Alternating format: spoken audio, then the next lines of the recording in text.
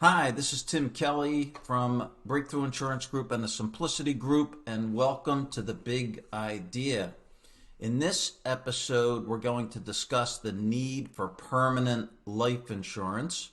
We find maybe it's human nature that we take the path of least resistance and then make the easy sale of the cheaper term life insurance.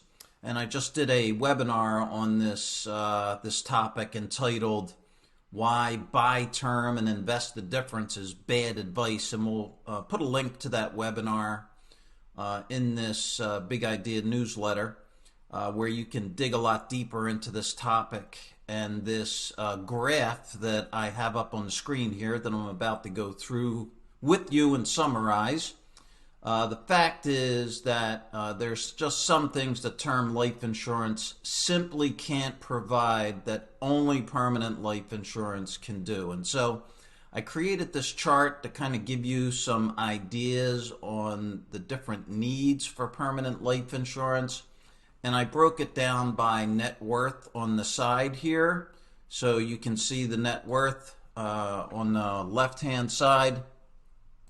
And then you can have the different net worth guidelines, and this is just a general guideline for everybody, but less than 250,000 of net worth, 250 to 500, etc., on down to greater than 2 million in net worth. And then across the top, I have different needs for permanent life insurance, starting with final expenses here.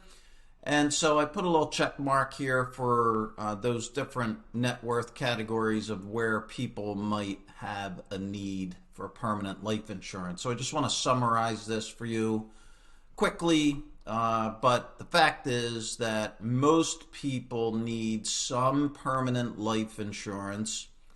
And the earlier they get it, the better, while their age is younger and their health is better, so they get a better rating class. You want to lock in that price for the permanent life insurance as early as possible, instead of just trying to roll over term insurance over and over again at the end of the term, when it's going to get very expensive and you may even be uninsurable at that point. So let's take a quick look at this. So the first need for permanent life is final expenses, and you might need that if you're under 500,000 of net worth. You might need some money for things like burial and debt payoff, things like that, legal fees, different things like that might be a need.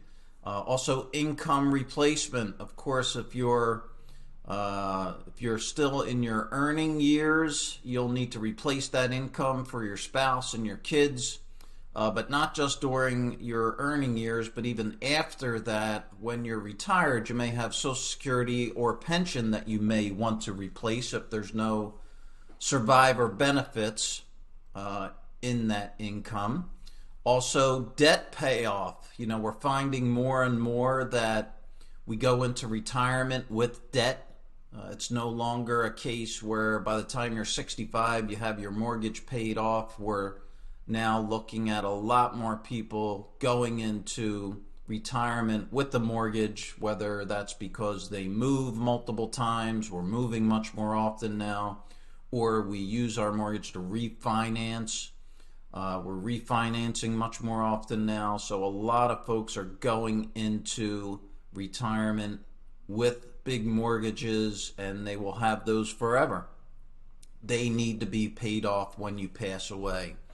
Cash accumulation on the savings side. Life insurance is a great place to save money. It's sort of forced savings, like you do with your 401k, where it comes out of your paycheck before you even see it. So it's gone and it doesn't bother you. But we know that once most of our clients get their hands on the cash, they are going to spend it, because that's just what we do. And so forcing that savings in a life insurance plan is a great idea. There's a lot of tax advantages to doing that, including tax deferral and tax-free withdrawals, which I'll talk about in a minute. legacy planning if you'd like to leave money to your kids or a charity or church or whatever it may be. Life insurance is a great way to transfer wealth because those death benefits are income tax free. LTC planning, if you don't want traditional long-term care insurance, using permanent life insurance and adding a long-term care rider or a chronic illness rider is a much more inexpensive way to plan for long-term care. Also, business planning. If you're a business owner, there are a lot of ways to use permanent life insurance to fund different things like a key man plan or a buy-sell agreement, non-qualified deferred comp to keep or retain your key employees. So a lot of different uses for permanent life insurance if your client is a business owner. Cash for income planning. So if you want to supplement retirement income, life insurance is a great way to do that because not only is the earnings tax deferred, but withdrawals are tax free as well. So similar to a Roth IRA in terms of tax advantages. And finally, estate planning for higher net worth people who want to use life insurance to pay estate taxes, especially using second to die life insurance to pay estate taxes so your beneficiaries can get the benefits of all of your assets inside of the trust. So that's just a high level review of some needs for permanent life insurance. We would recommend strongly that you talk to us here about offering permanent life insurance to your clients. When they ask for term life insurance quotes, always provide some level of permanent life insurance as a recommendation as well. So we'd love to talk to you about that more. Give us a call for your next life insurance case, and thank you for watching The Big Idea.